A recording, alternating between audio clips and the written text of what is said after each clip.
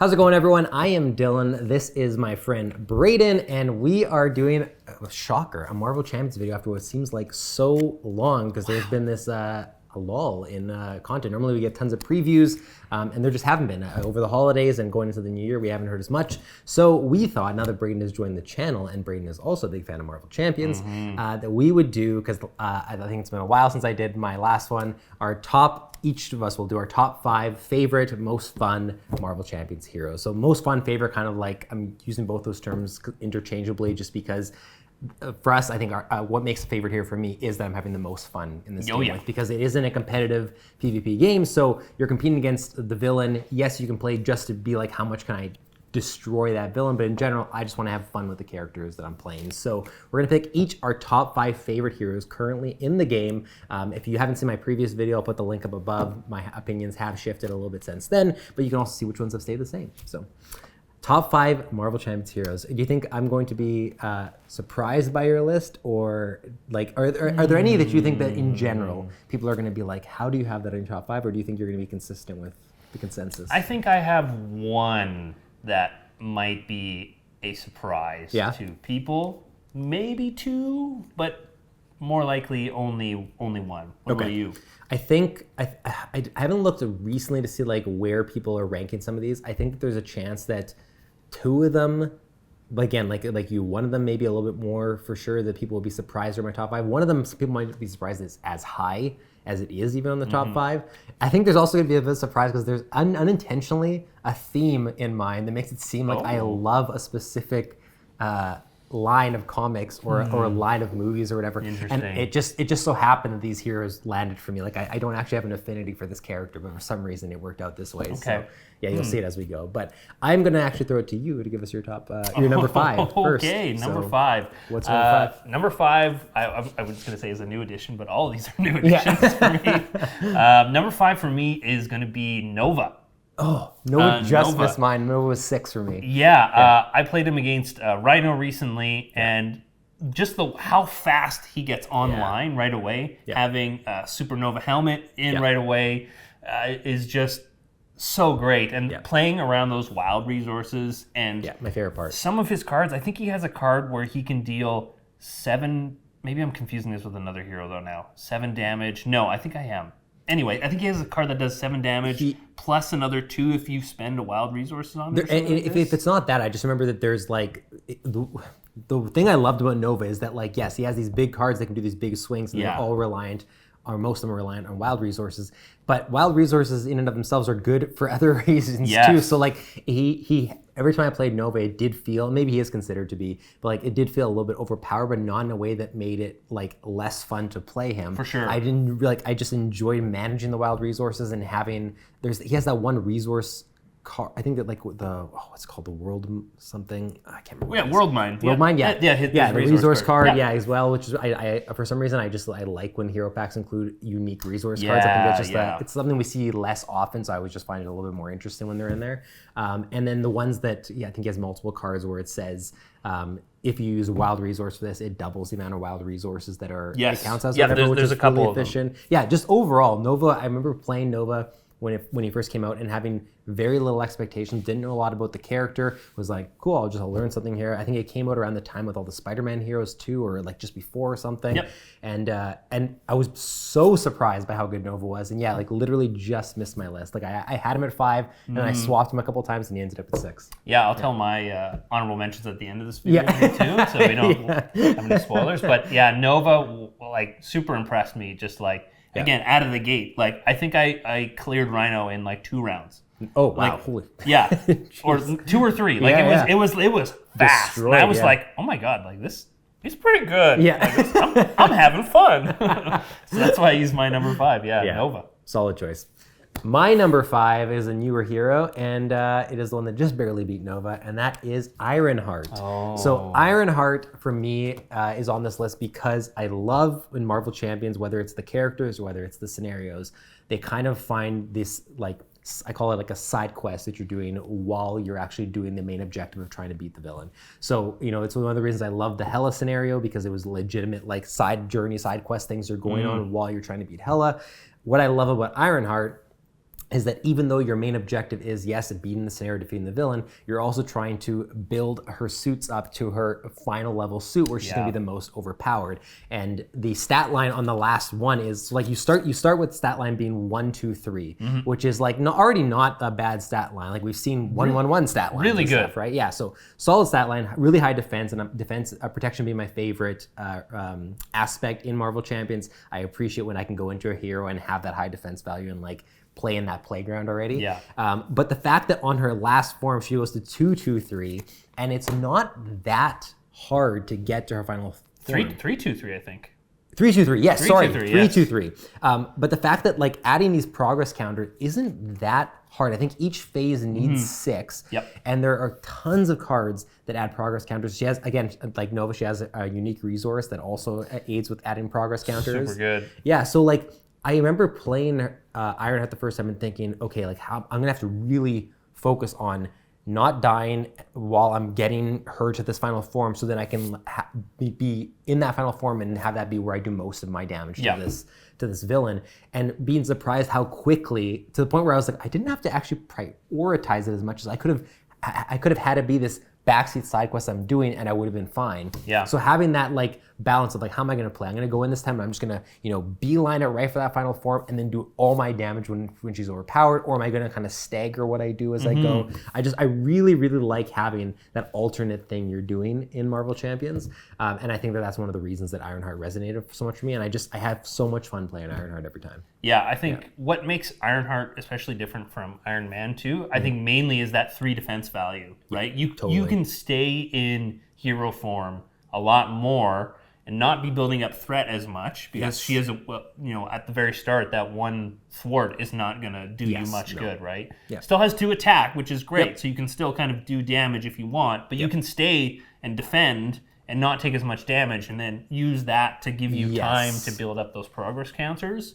And that I think is super, super helpful, and I think is really neat. And they are very similar, where they're trying to kind of build their kit a little bit. Yeah. It's more so different cards, but every character has their, built in their kit, like they call it, but just the fact with it being the suit, like we've seen Iron Man and stuff, is just, it adds more thematics and an extra flavor to it, and it is just really, really fun. And the other big difference, is that with Iron Man, you were way more hindered with the hand size, where yes, you still start, I think it's still like a 4 on the hero side or whatever, but you just that's much higher than having one card hand size with Iron Man at the very, very start, which I still think is great. But regardless, Ironheart was just a really neat, interesting spin on the Iron Man formula, which I already really loved if you watched my last top 5. So. Yeah, plus her resource gives you not only a resource, but it allows you to, or progress counter, and draws you a card, I believe. Yes, too. And those progress counters at the end, they don't just become useless. They end up being able to be converted to damage, which is tons of damage. and I don't know if there's a limit on it. I don't think there is, from what I remember. You can just use as many resource counters to do 2 damage. I think so. Yeah, I'm pretty sure. I'll look it up. I recently played her, and I'm pretty sure that there isn't a limit. Yeah, no. Remove 1 progress counter and deal 2 damage. Now I don't know if there's an errata that they've changed that, kind of like if there is, I'm gonna ignore it. Stuff, but but it's so fun because you're just so much fun. You gain those and you just explode with damage at that point. Then so too, much, right? Yeah, so much fun. So that is Ironheart, number 5 on my new list. A lot of fun. My number 4 is maybe a surprise. Oh, here we go. It is Black Widow.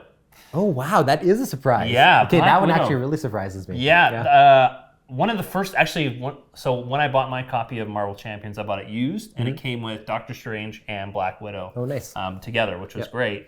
And I played a bunch of Black Widow at that time, and she, with the way her preparation cards work and everything, I loved setting up myself.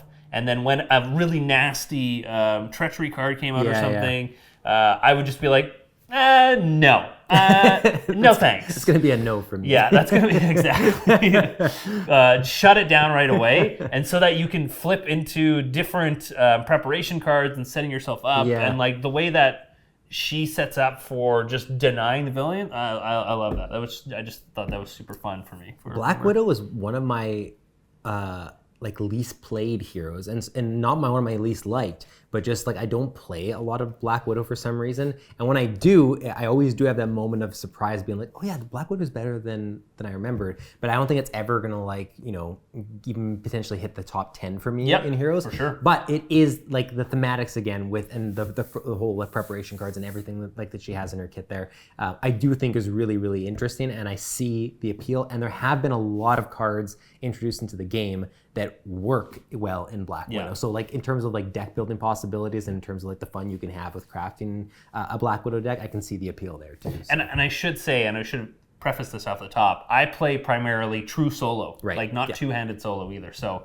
it really makes her versatile. But I think that if like say we played, right, and I played Black Widow, it gives her that versatility of canceling different cards at different times, and that's what I really like. Is you can make the decision, you know, if this certain treachery card isn't too bad, and you know you can let that go. But you know, if you're pulling up Shadows of the Past, we out. Well, that's it. See you later, right away. So I think I really love that push and pull with her in setting up too. So that's my number 4. Black Widow. Nice. All right. My number 4, I wish I would have remembered exactly where these all ranked on my list last year, because I think there's a chance this was my number 1 I said last year, I think it was like 2 years ago. Oh. So this might have been my number 1, and it's fallen a little bit, but still one of my favorite heroes, and that is Ant-Man. Oh. So Ant-Man is on this list because the main reason, and I think I said this last time too, is I love that you're switching between not 2 forms, but 3 forms total. So like your alter ego, your miniature form, and your giant form, and having to manage when you're going to be in each one, and also strategically how you're going to get extra flips. Like normally you're just like, you get that one flip. Okay, I'm going to flip to alter ego, I'm going to flip to hero. But there's so many opportunities to be able to do these optional extra flips, or you know, these extra flips because you're going to do something in your small form, then you're going to end up in giant form, then you want to end up back here to get a bigger hand size. Like that whole song and dance is so much fun for me, and there's so many times where I'm not even optimizing it as efficiently as I could, right? I look back and I'm like, oh, but if I would have done this, I could have ended in alter ego and I would have had a bigger hand size, and now I feel hindered because I'm in giant form. And I still am having so much fun because it's so hard to like perfectly optimize Ant-Man. And I've played Ant-Man, I was about to say every single aspect, but I don't know that I've played Ant-Man in leadership. But in I can see that being good though too. But in justice, protection, and aggression, I loved Ant-Man, and the fact that, you know, any hero that plays really well in protection and aggression, or I say really well, but just is really fun to play in those 2 aspects, is always going to have a good chance of landing for me, because those are my top 2 aspects for sure. So yeah, just being able to like flip between all those forms, and you know, have your giant form where you're doing a whole bunch of damage, and have your miniature form where you're doing more thwarting, and you get a bonus every time you flip into one of the forms as well for like removing a single threat or doing a single damage to like, you know, ping off a tough status card or whatever. I really like it. And there's one specific card, Giant Stop, which is one of my favorite. If you've watched my Marvel Champions content, you'll know that I love like the big attack cards. I just like those flashy, huge moments. Giant Stop is one of my favorite ones because it's if you don't know the card, it's 3 cost. Hero action. You have to be in giant form to be able to do it. Hero action attack, deal 1 damage to each minion, but then deal 8 damage to an enemy.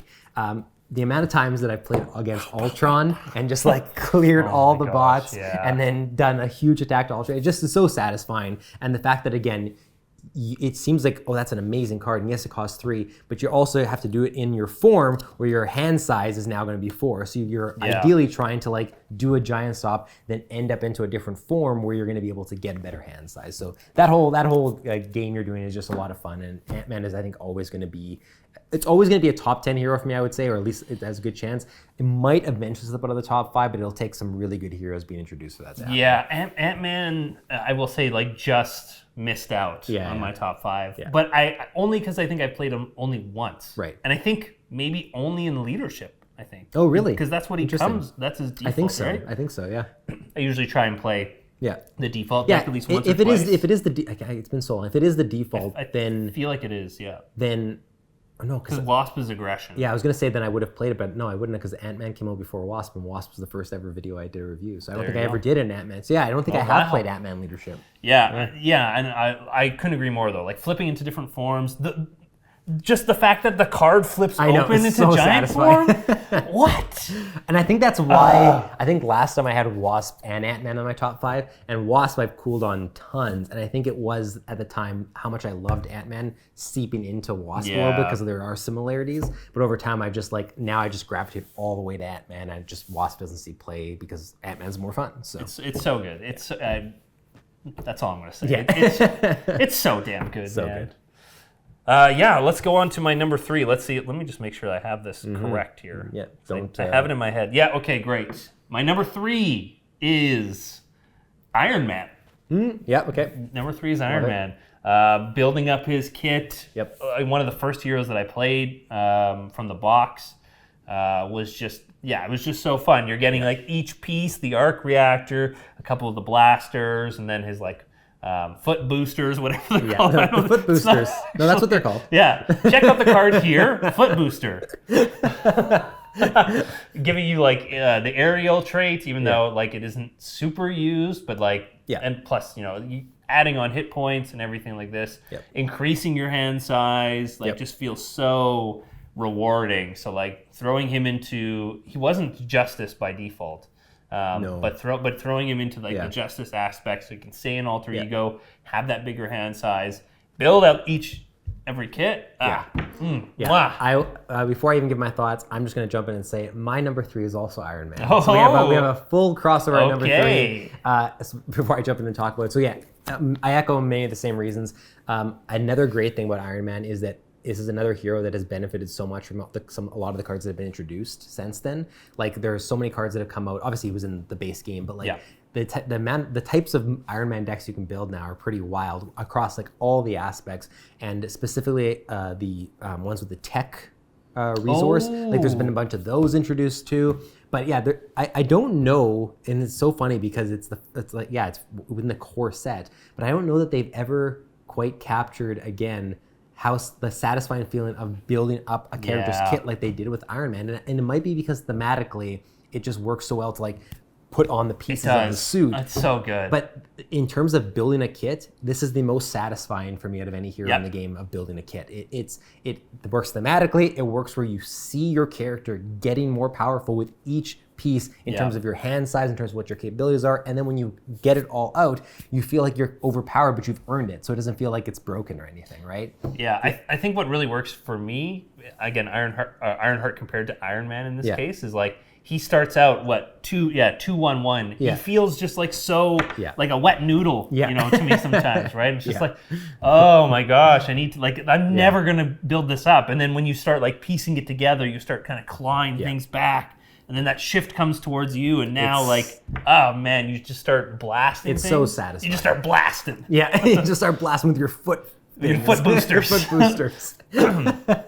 But Iron Man, it's just fun. Not only that building of that kit, but just having to know that going in, you are going to be weaker, and can you survive with your 9 hit points and with your 1 hand size when you're in hero form? Are you even going to flip to hero form until you build something up? Yeah. There's just so much you're having to consider, but in terms of satisfying rewards, I don't know that it gets much better than and when you succeed a scenario and you see what you built up and you look back after at the map, the layout of what you did that game. It is very satisfying to play Iron Man. I will say, caught off guard, the treachery card that comes in standard is devastating for Iron Man, where you have to discard the upgrade. Oh yeah, of course. Discard anything that causes you to discard upgrades, it hurts way more in Iron Man than most other heroes. Awful card to get. But if you're playing Black Widow, you can just get rid of it. Yeah, exactly. So that is best both of our number 3. Number 3 is Iron Man. So you have to go right back to you for number 2. Yeah, that's good. Number 2, and these next 2, my 2 and 1, are the only decks that I keep built. Nice. I don't disassemble them into. Right. So my number 2 is Venom.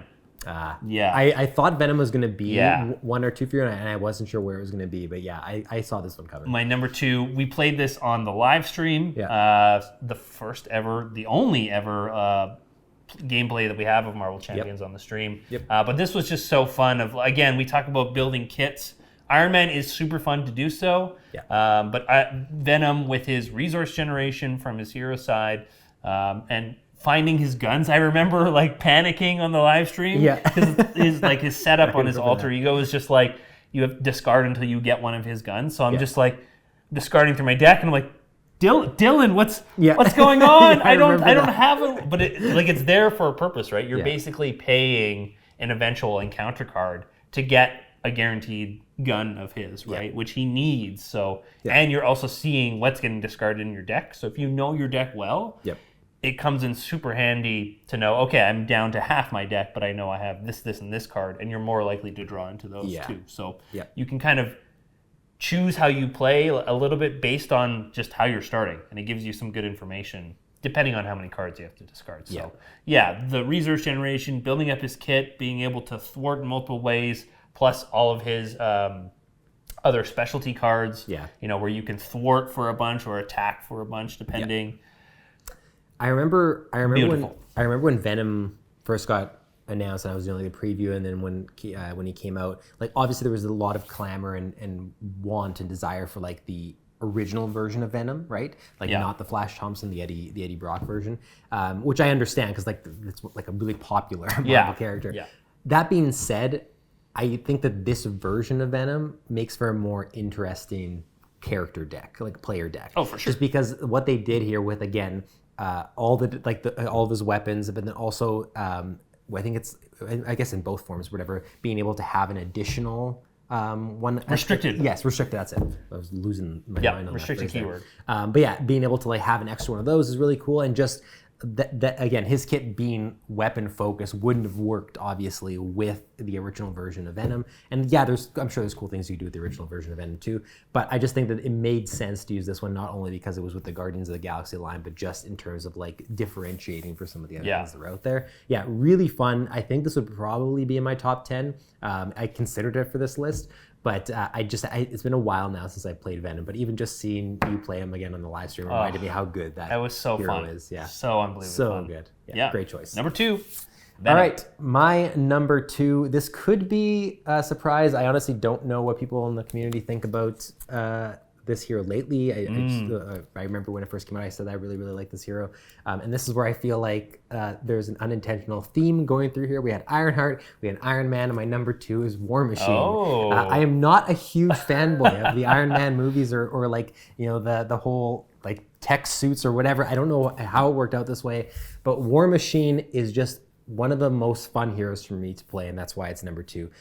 The ammunition counters. So I use this as a comparison because I don't want to say I didn't like, but I just was disappointed by the counter use on Groot.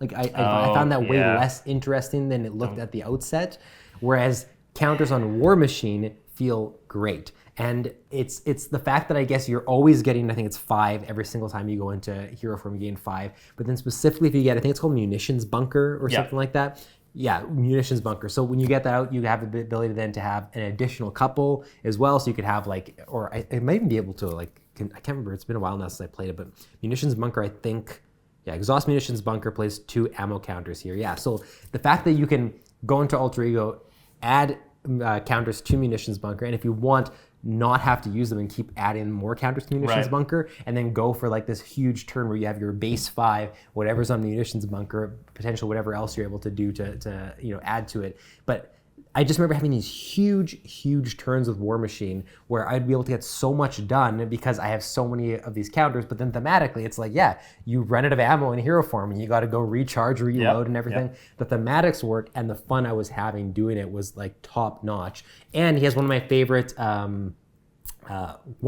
attack cards, and also it's like one of my favorite board clear cards, which is what's it called? Scorched Earth, which is 3 cost event, remove 3 ammo counters, so you lose 3 of your ammo counters, but deal 3 damage to every enemy in play, not just engaged with you. That is such a ridiculous, and it feels like that moment in Infinity War where there's like, I think you see like War Machine flying over top and he's just got like these rockets flying around, clearing the battlefield.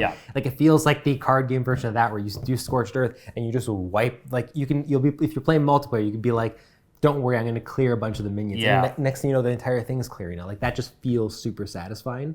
So yeah, I don't know. War Machine for me is just, it comes down to it being like, it feels overpowered, but it just is so much fun when I'm playing War Machine. And I've played War Machine, like I played War Machine Aggression more than I played any other aspect, but with every hero, I always try a protection build at some point if I'm interested in that hero because of how much I love protection. And I thought protection worked great with War Machine. I had a great time with it. So yeah, War Machine is my number 2. Yeah, I think where protection works for him too is that if you're using your other, like, is there a machine gun upgrade or something? Yeah, I think as so. one of his. So you can use that to deal damage. He has the gauntlet guns too. Yeah, which generate wild resources. If you're able to throw those in there, then you can use your basic action to defend and not have to worry about trying to ready again and then go from there, right? The one I should have mentioned is shoulder cannon. Shoulder cannon, yeah. 2 cost upgrade, hero action, exhaust shoulder cannon, deal 1 damage to enemy. You may remove 1 ammo count for War Machine to ready shoulder cannon. It's so much fun to just like you just keep going, right? Like that aspect reminds me of something that's my number 1, and maybe that's just like the type of thing I love from this game is where you just keep readying cards and using them over and over and over again. Shoulder cannon in all the games, my favorite games with War Machine, I've had these huge turns where shoulder cannon, I'm just like firing off one here, and just like using all my ammo on a single turn sometimes, just because it's efficient to kind of divvy up based on what I have in my hand. But yeah, War Machine's great. I'm curious.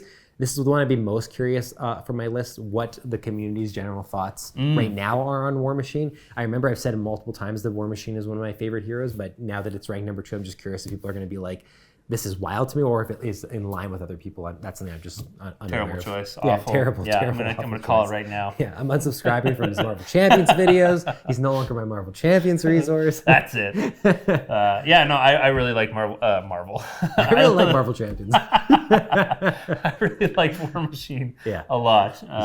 Very, very similar to Iron Man stuff too. So yeah. Sweet. I have no idea what your number 1 is. Yeah. Ooh, my number 1. So my number 1 is the only champion I've made my own deck for. Okay. Okay. And we're gonna put that in the comments, right? That's right. I'm gonna. I haven't put it up on what is it, Marvel CDB or whatever it is, DCB. I can't remember. I was getting confused. But I'll put a link to the deck here in the comments. Yeah. As well as the one that I used for Venom. Actually, I didn't make the Venom one, but I'll try and find it. Yeah. But. So this is the only one that I've made the deck for. This is probably the one that I've played the most, actually. Okay. And that is Captain America. Okay. For a second, I thought you were going to say Doctor Strange. I wasn't sure. But yeah, okay, Captain America makes sense. Captain America. I mean, what can I say? Playing true solo, right? You need someone who's versatile, and that's Cap in a nutshell, right? Versatility is, you can get stuns out of him, you get resource generation, and plus his hero card reducing other allies who share a trait with him is just phenomenal. So the deck that I built is basically, it's a leadership deck for him. Where it's Avengers. So I did this for the campaign against Thanos. That's amazing. And for the Thanos campaign, I included a bunch of Avengers into it too. I had the Iron Man leadership where he cost 1 less for upgrades. So I had a bunch of upgrades I just basically Voltron him. And in my play against Thanos, again, going back to thematics, Iron Man was the one to deal with the final blow to Thanos to win. That's the only way you're allowed to win the scenario against Thanos if you play with Braiden's deck. You have to have Iron Man finish you out. So good. And I can't remember the other ones, but you'll see it in the deck list if you go and check it out. He's just awesome. Yeah, Cap's great. Being able to ready yourself, doing, you can do this all day. Yeah. So Cap would be in my top 10, I'm pretty sure too. It's been a while since I played Captain America, but every single time I have is really good. And the thematics with the shield and everything are also really, really cool. Like the entire thing is just great. Yeah, shield throw, or I think it's shield throw where it bounces, you stun, and it comes back to your hand too. Yes, back to hand is the best. Yeah, it's just so good. Oh yes, love those thematics. It's so good. They did such a great job with them too. So I don't really have much more to say. Check out the deck if you're interested. I'm interested to see what your thoughts are on the deck. It's more Avengers based, so we got like Avengers Mansion. I know we got Nick Fury in there, obviously a classic. Nice. Super powerful card. Although he's Shield though, not Avengers. I think, Right. right? Like His you're talking about the keyword trait or whatever? is shield. Yeah, I don't have it here, but yeah, I think you might be right. But I think I've got it. Check out the deck list because I think I addressed that specific interaction and stuff too. So that's sweet. Yeah, that's my number one. Cap. Great choice. Okay, my number one might not surprise people when you've heard me. I know it's not going to surprise you. No. The hero I played on the live stream with Braiden, that is Quicksilver. Quicksilver is gonna take something really special to top Quicksilver in Marvel Champions for me because it's not only so satisfying to play, he's not only such a powerful hero, but it will never get old for me how much you can do in a turn and how much you're readying, exhausting. Like it is, even when I haven't had as big of a turn as maybe another hero on the list, it just feels more satisfying with Quicksilver because also Quicksilver starts with one of the worst stat lines in the game, 1-1-1. And so you look at that and you think this is a lot to overcome here, but the fact that you're using those multiple times essentially makes, yes, it says 1-1-1, but that's never how it feels when you're playing. Even with you not building up the kit, whenever you use one of those powers, you get to ready them again. So if you wanted, any one of them could be a 2 on any turn, right? So then the fact that is already from the outset, you're already gonna get 2 used to Quicksilver, but then you get my favorite, I think it might be my favorite card in the game, which is Always Be Running, used in conjunction with one of his other kit cards. But Always Be Running, for those who don't know, is a 1-cost event that just says hero action, ready Quicksilver. It works, it's so simple. The reason it works so well in this deck is because Quicksilver's entire MO, the entire thematics, is how many uses you can get out of him every single turn. So when you pair that together with, I gotta find the name of the card. Friction? Yeah, friction resistance. Yeah. That's when things get wild with Quicksilver. That's the kit you're essentially, when I play, I'm trying to build, which is a 3-cost upgrade. After you ready Quicksilver, ready this card, exhaust friction resistance to generate strength resource. That's so good. With Always Running, you're just constantly flipping. You can have turns where you're like, is this legal? Is what I'm doing allowed by the game? And it is, and then that's his entire character. Excuse me, sir, I'm going to arrest you. Yeah. You can't for playing Marvel Champions. You can't do Marvel Champions content anymore. Maybe that's what the security guard was doing when he came during the live stream. Yeah, of course. He heard we were going to play Quicksilver. He's like, that's not allowed. If you don't know the reference, when we did our live stream, our 24-hour live stream, we had a security guard show up in the middle of the live stream while we were playing, who I guess wasn't told that we were going to be filming in Sarah Riel Foundation's basement, and he came and he addressed us during the live stream, and to I guess find out what we were doing there. Yeah. And then left, and then came back and needed to get our names and everything. It was just a super funny moment on camera where all I could think was what did he think we were doing? Those hooligans broke into Sarah Riel to play board games in the basement. I got to check out what's going on. What's happening here? And then you come out and you see this full live stream setup with people playing board games. You're like, if you want to go check it out, it's I think it's tagged in the description of our live stream where you can click and see the security guard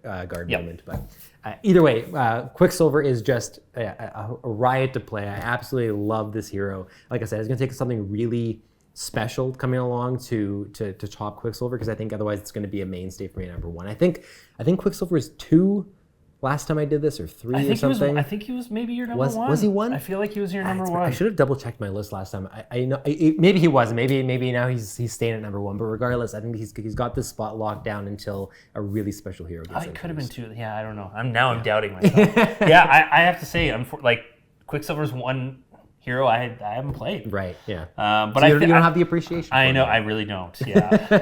But I think he would be one that I would really like. It's so much fun. The resource generation. Even just seeing what you did at the live stream, some of your turns, I was like, is this do I have to arrest? Citizens arrest? Do I have to arrest Dylann? And it's funny because I also play Marvel Champions mostly solo, and the last couple times I've done multiplayer was 2-player with you and 2-player with Carlo, and both times I used Quicksilver, and both times it was just because when I looked at my available heroes, I'm like, but Quicksilver's just so much fun.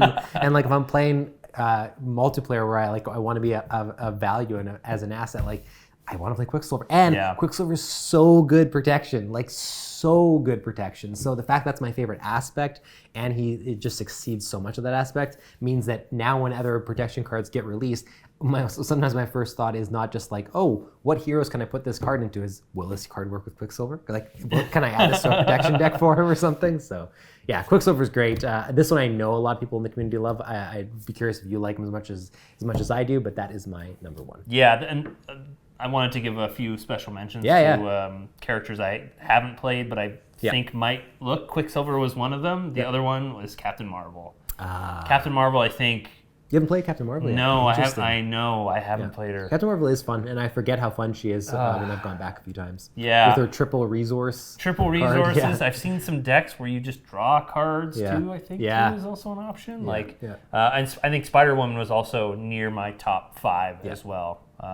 You know, and she has Captain Marvel as an ally, and it's unbelievable. She's so good there too. So I think Captain Marvel, if I play her, could likely jump onto the list for sure. Yeah, 2 of my honorable mentions in terms of like ones that I came close to considering were also Gamora and Drax. Those that I already haven't mentioned. Oh yeah, Gamora I really like specifically because she also has the flexibility to deck building, Yes. and that's something I really do appreciate. And I don't think is in any of these heroes, but like ones like Adam Warlock and Gamora, I really appreciate being able to sit down and think outside the box with how I'm deck building. For sure. Gamora is one of the stronger ones for me, and Drax, it's been a while since I played Drax. I just remember with his high hit points and how much damage he was able to deal. It was just a really flashy games I was having with Drax, and so that's where that kind of slotted in. But yeah, I don't know. I don't mean that they would have been like 6 and 7 or anything like that, but I considered them as possibilities for the top 5. Yeah, for sure. Yeah, they're good. I like Gamora a lot. She plays well. True solo. So yeah, it's been good. That is our top 5 list.